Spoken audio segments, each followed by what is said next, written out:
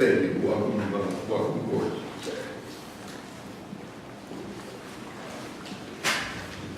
Hi. I've been at this in genealogy for 23 years,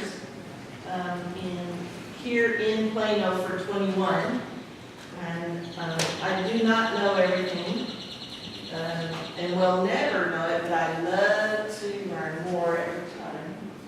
In 2015, the Interurban and Plano Conservancy said, hey, would you research people that are in Old City Cemetery and pick out the best headstones and the best stories for our Tombstone Mysteries? And I was like, okay, this will be fun. And that's what this is about, is what I did, and several of us did 4 years ago.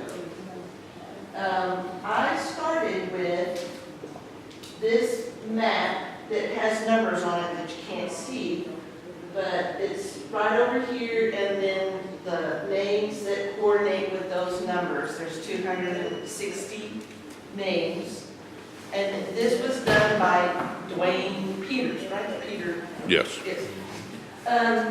They marked who's where because that was how they were going to know which headstones needed cleaning, which ones needed fixing or repairing. Fixing comes from the Texan in me. And so I started with this 260 names, and then I found, and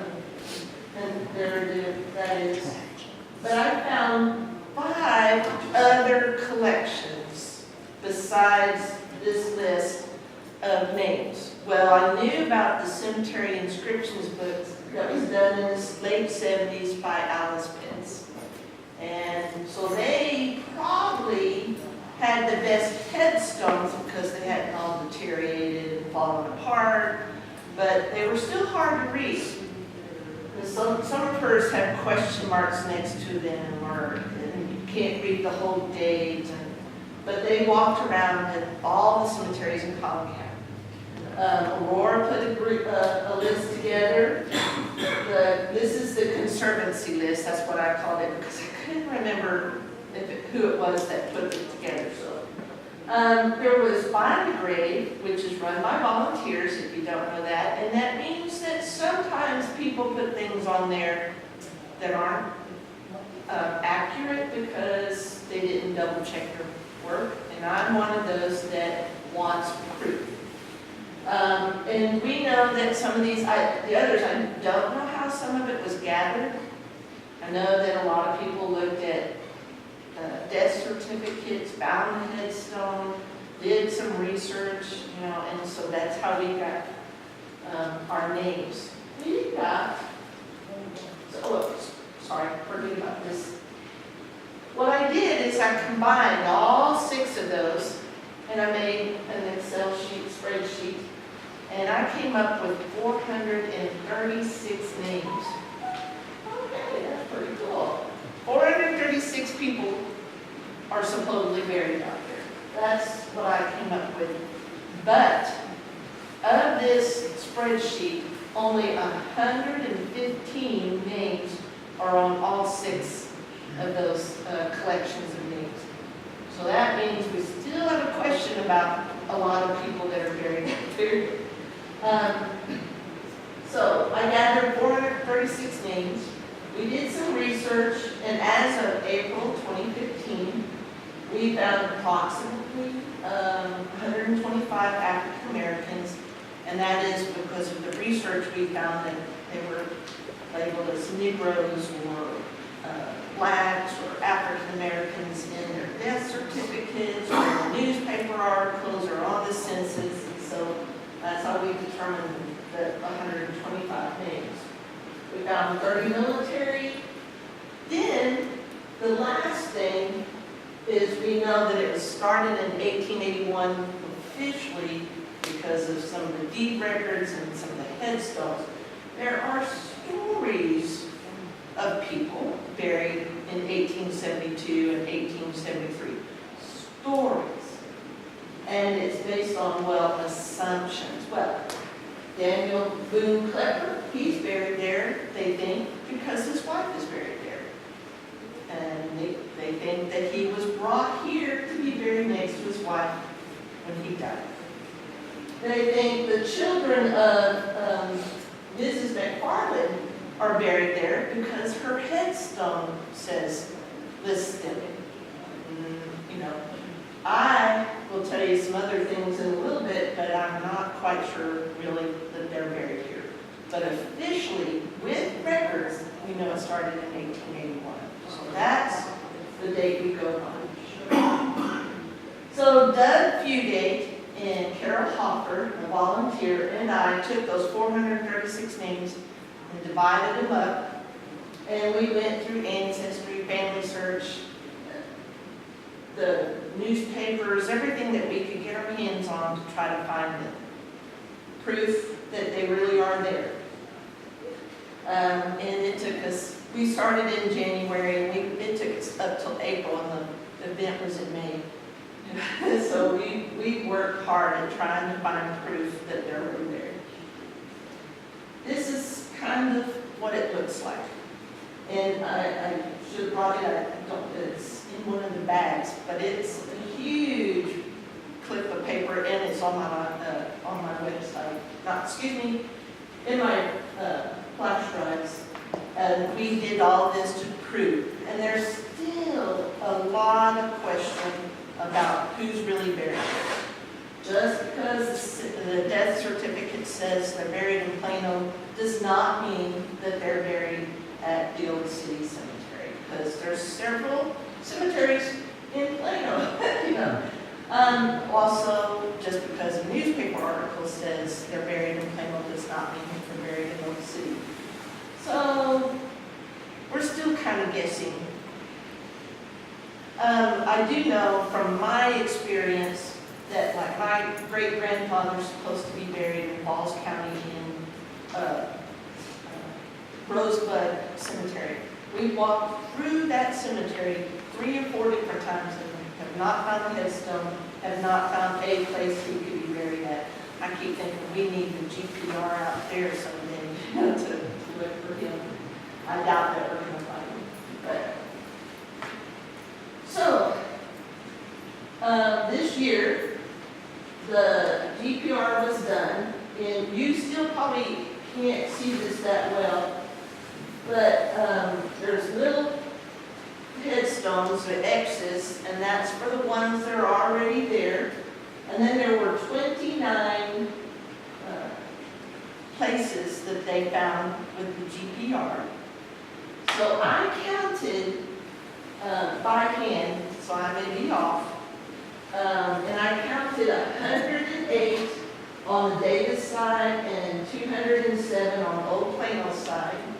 We found dark spots, in 9 dark spots in the GPR, by the GPR on the Davis side, and 20 on the Old Plano side. So our total shows 344 that are supposed to be buried there. What does GPR stand for? Ground penetrating radar. Sorry. It's been in Facebook and on the news, and so I'm just thinking everybody sees and knows what we do. Yes, ma'am. That's what I was going to say, was there was an article last night that was up, and I was wondering if this is reflective of This is what's that. right. It is. So total, probably 344. And I say probably because along the street there's a possibility. They didn't find anything. We assumed, you know, that they were going to find some along here where the railroad and all the back roads. I just assumed we were going to find a lot of stuff back there, and there's nothing in it. All the GPR does is see if the land was moved and changed. So that's what, right? So did I understand that? We're gonna get- Probably, since we're not going out to the cemetery at noon, Dan and Rusty are going to talk about the whole GPR process. All right. So, That's amazing. Yes, yes. So you're saying that you had 108 documented, but GPO found 9 more? Right, and I say 108 in that there are headstones that we can see, 108. And then the GPR found ground changing 9 more. So that means there's probably 117 buried out there on the Davis side. And that's pretty accurate, I mean, or how accurate? They're going to talk about that later. Because there's still, but what I want to show is we found 344 should be, but I found 436 names. Now, I'm assuming, because I see a lot of things whenever I was doing the research, duplicate names, questionable spellings, could it be really the same person? Did they really get buried there just because their death certificate said buried in Plano? Did we really find anything? Did we, some names were listed because they assumed that they're buried there because the wife is there, so the husband's probably buried there. The husband's buried there, so the wife is probably buried there. Children, we know the story, and I'll get more into it, of 3 girls that it says, and we've been told that they were buried there. So I was assuming when we got the GPR reading that we would find 3 next to each other back here in the back because that's where they were supposed to be buried at. But there's nothing there. So, it's like, well, that would have helped kind of, in my mind, say that's where they are. Fences always seem to be a problem too. Sure. In a lot of cases.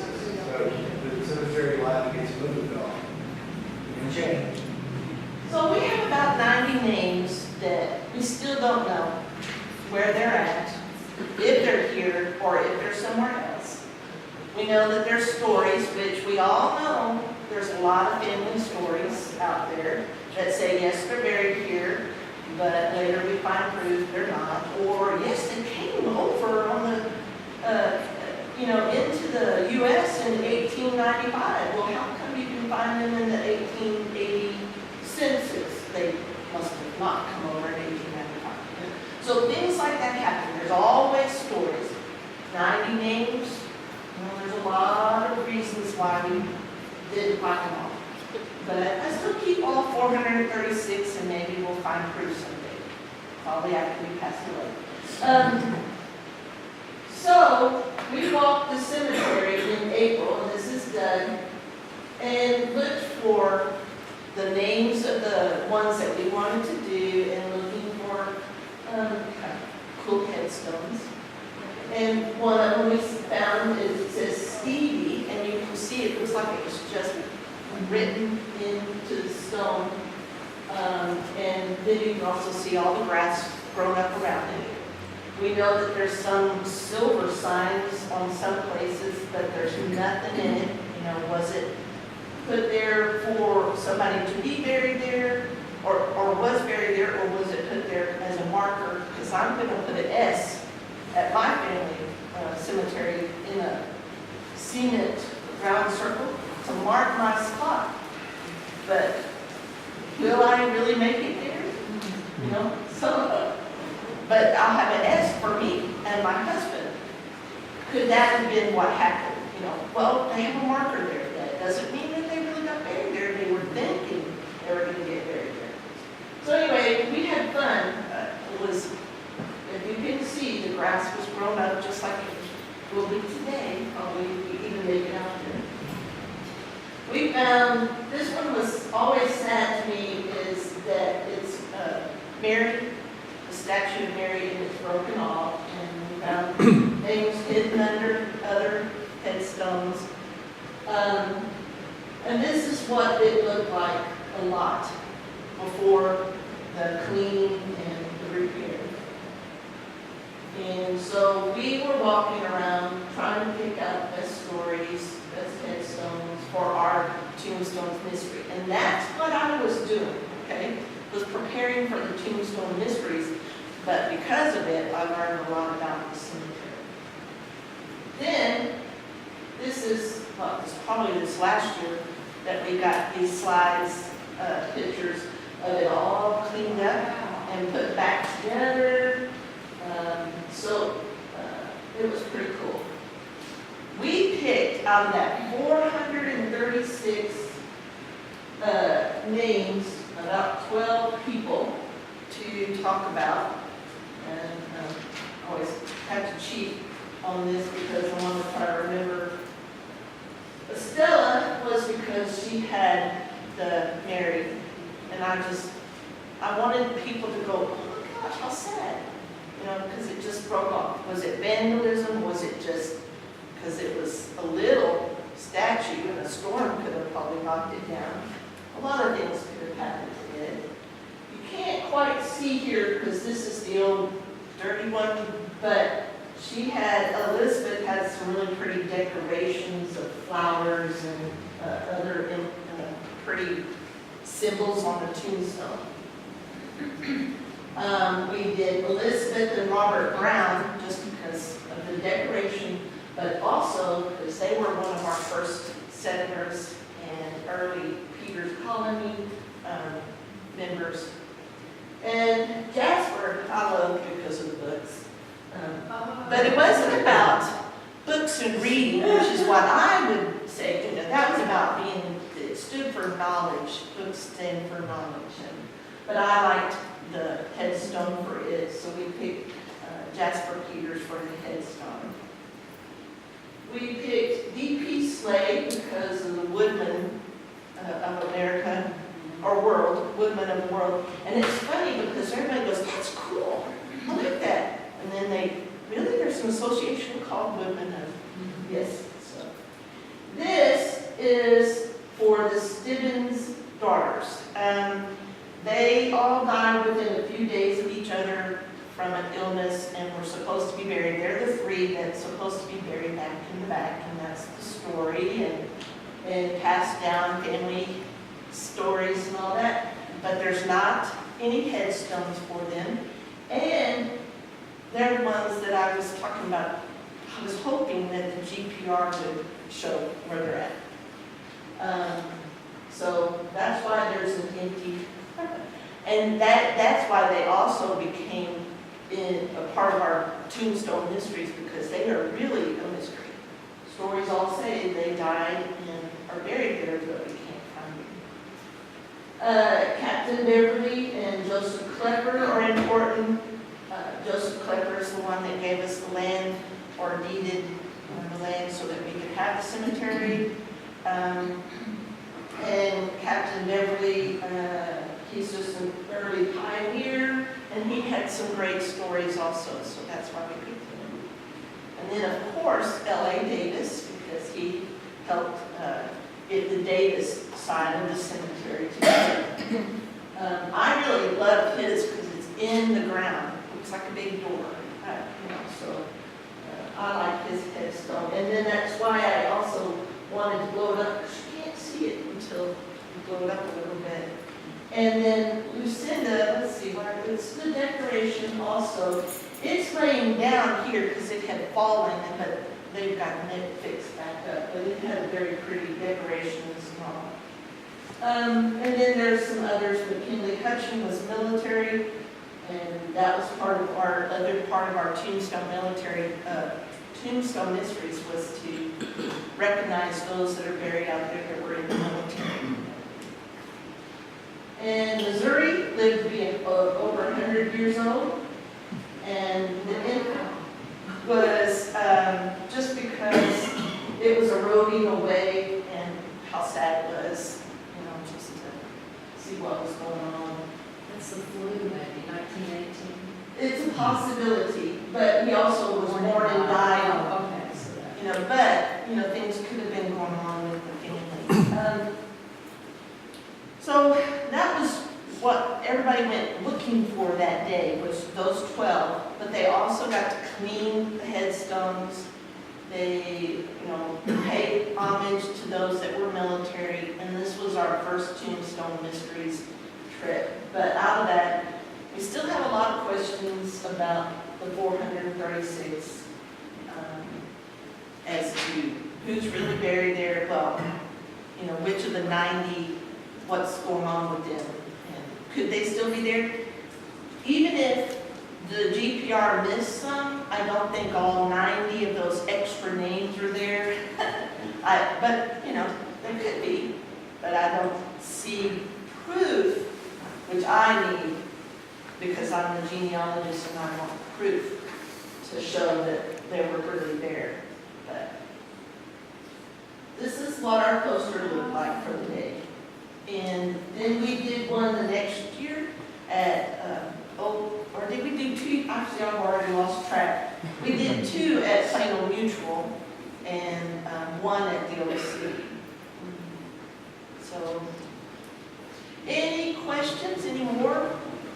So you said you looked at death certificates. How did you access death certificates? Well, family search and ancestry, but actually 4 years ago it was probably more family search and that we used their death certificates because ancestry didn't have them all, and so we looked through all of those.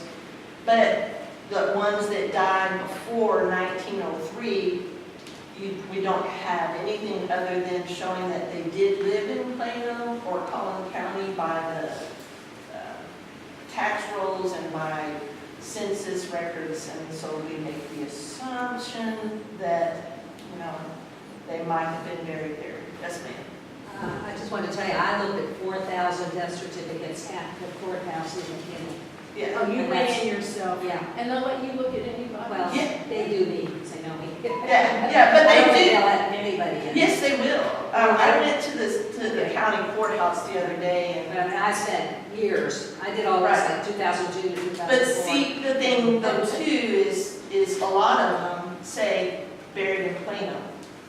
And that doesn't mean buried in Old City, it just says buried in Plano, Now, the ones that, some of them though, whenever they're say buried at Davis Cemetery and handled by the Stimson Funeral Home, I believe they're buried there, but some of them are missing headstones. Why?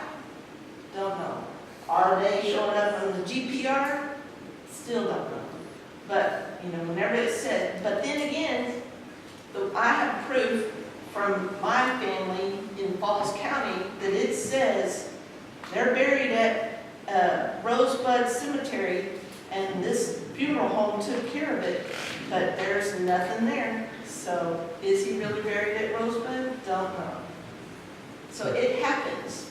There's just still so much out there to question, And so what we did with those 436 is just found all the information we could, and there's still a question about 90.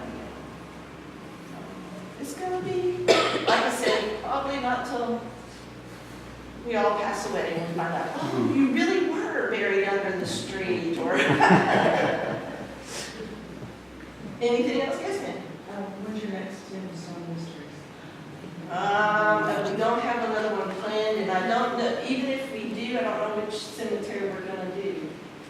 So it takes quite a bit, and that's another even talk about, we had to gather up volunteers, get a grant to cover the costs, from sending out the posters and the invites and preparing for it. So it's not that Sure. easy. Do you remember the numbers we had for 2 years?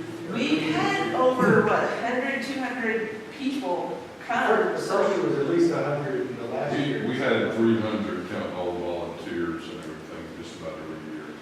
And that's about the limit you can put in the cemetery at one time. And you need a big cemetery. Right, and at the Plano Mutual and even at Old City, the kids loved cleaning the headstones. And we ran out of headstones to clean, and out of the buckets with the water and the cleaning solution. So, it's really lots of fun. If you even think about doing it for your, cemetery, it's a fun thing, and we can always talk to you about what we did for that part of it. If you even think about, because one of the things by doing this, if you have a cemetery that you are taken care of, that you want some attention brought to it because you need help in caring for it, raising money to take care of it, is to do some kind of event, having a cleaning day, having an event like this. Maybe, we call it Tombstone Mysteries. There's a lot of things like having a ghost story night, We tried to find some, this sounds kind of morbid, but, some stories of how people died and do they haunt the cemetery. We couldn't find any really good stories, but most of them were sad stories. Because at now I have to remember which one, because I did research at Plano Mutual and at Old City, but there were several where it was a group of kids that were all buried there, and I think it is at Old City. And they're all buried there, and their parents left, after they all buried there. Isn't it Old City? Yeah. There's a German family. Yeah, they all got sick and they all died within 5 years. Yes, And the and family moved to, Denton or Colony. yeah. And it's just like, when you see it, and when we found the story, I was just like, oh. And I was thinking, that's probably going to happen to me. I'm going to get buried in Falls County. My family lives up here, and they're not going to go down to, But it's just part of what happens. But it makes you more aware of the stories by walking around and looking at them. You also see how disease killed so many people so quickly in children, and how a lot of that's been read. Right, and that's what happened with Stidham's sisters, is one got sick and one was caring for him, and then it spread in all three of them. Can I ask how many people here are actually related to somebody in Old City Cemetery? Bertha? Marty and Yeah. Yeah. Okay, thank you, Cheryl. We appreciate everything. And,